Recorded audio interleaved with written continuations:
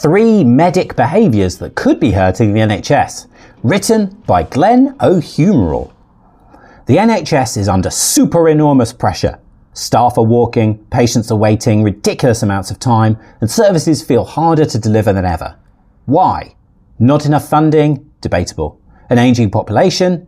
Definitely a contributor. Political decisions that make you want to scream into a pillow? God, yeah. If only we had more doctors, more nurses, more beds, more stuff. But what about how we use the workforce we already have? Billions are funneled into recruitment drives and shiny tech, yet in the shadows, small cultural habits might be quietly draining the system every single day. Now, I'm going to bravely approach one often untouchable topic that needs a wee tickle. Medics are brill, aren't they? Highly trained, hugely valuable, and often super dashing. But as lovely as they are, they shouldn't be untouchable. Now, I've set this up nicely, so let me tentatively whisper that concern of mine. In medicine, there are some patterns of behaviour that go unchallenged. Could they be contributing to the problem? Okay, I've said it, so let me see how far my bravery will take me. 1. Clocking in late, leaving early. Picture this. A patient has an 8 a.m. appointment. They got up early, skipped breakfast, battled parking, which is as expensive as a weekend in Amsterdam, and arrived on time. By 8:15, they're still waiting. Why? It's the start of the day. Maybe the doc started at 7:30 and one of the first patients was super complicated. Or, takes a bravery pill, maybe it could be because the doc's tennis lesson overran and they've only got to work at 8:10. I'm being jovial, of course, but I'm leaning tentatively towards a serious point. Some docs seem to be stretching things like this, rocking up rather late and leaving early. Maybe it's the odd one or two, but if it's not, do we need to start questioning why it's so easy to be so liberal? And let's be honest, other staff notice. Nurses who have been at handover since 7:55, physios who can't leave until their last patient's safe, junior doctors terrified to leave until the job list is cleared. When seniors slide in at 8:10 or sneak out at 3:30, what does that signal to colleagues and patients? If the public saw how casually we treat 15 minutes at the start of a list, they'd be horrified. It seems that when accountability rests with an operational manager who lacks authority and a consultant lead who might also be a peer, a bit too much flexibility might be on offer. After all, you ain't going to have a go at your golf buddy. I'm not calling for a culture of micromanagement, but I am calling for a system whereby holding people to account is attainable. 2. No accountability for best practice. Variation from best care happens. In fact, I'd argue that it's a good thing, but it shouldn't be like all the fucking time.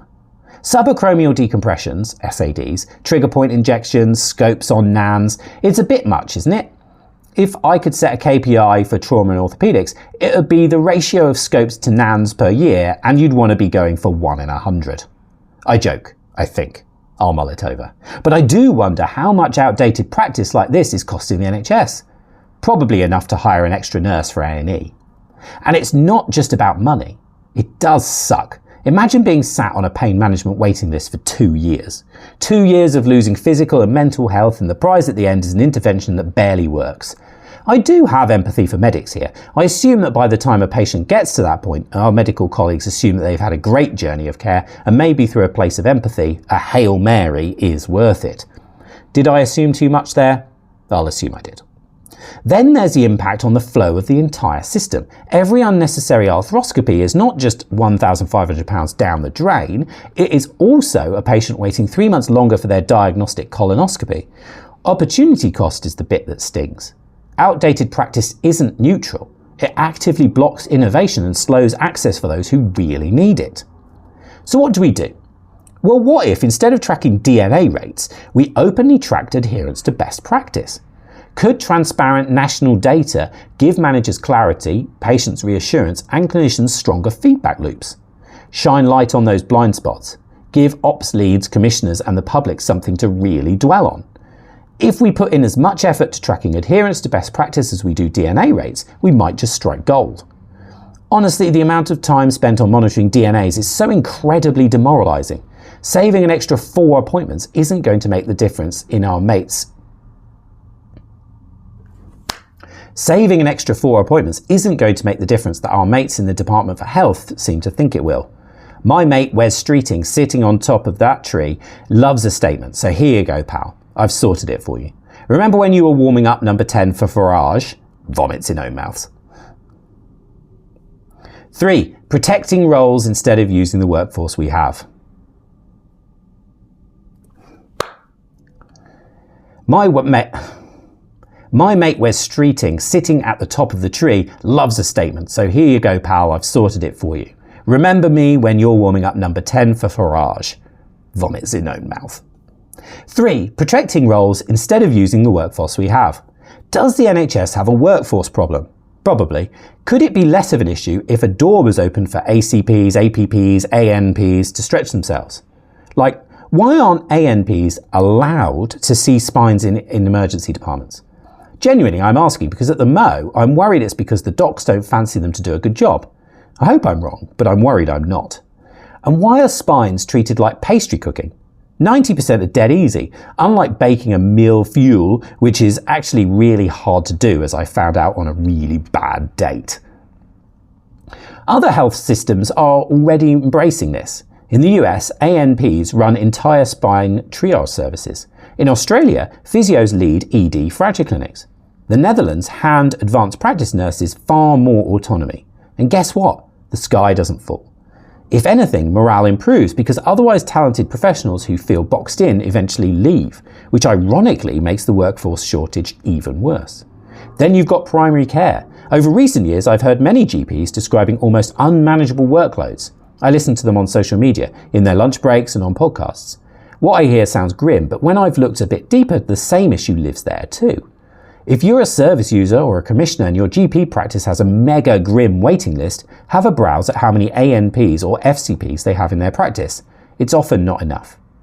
The question I'm asking, I guess, is, are medics, if my suspicion is correct, making things harder for the NHS by protecting territory? Final thought. The NHS doesn't need another leadership framework or an inbox full of wellness emails. It needs accountability, shared responsibility, consequences when behaviours undermine patient care. That means calling out when people rock up late and leave early, refusing to defend outdated procedures that don't work, sharing clinical decisions with the professionals trained to make them. This isn't about undermining doctors, it's about holding everyone to the same professional standard, because each small behaviour, a late start, a pointless scope, a protected territory, has a ripple effect. It means longer waits, wasted money, burnt out colleagues, and real patients missing care. The NHS will not be saved by frameworks or slogans. It will be saved by courage. The courage to have awkward conversations, to challenge behaviours that feel normal, and to share the load across the whole workforce. Medics are a core part of the NHS, but if you're clocking in late and ignoring guidance, you're making things worse. And if that makes you uncomfortable, good, it should. Maybe the real trick is easier than meal fuel.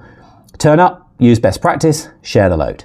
So perhaps the real questions are, is there an issue with accountability in medical circles? Why do the NHS governance streams seem apathetic toward scrutinising outdated practice? And seriously, how do you actually make a good meal fuel?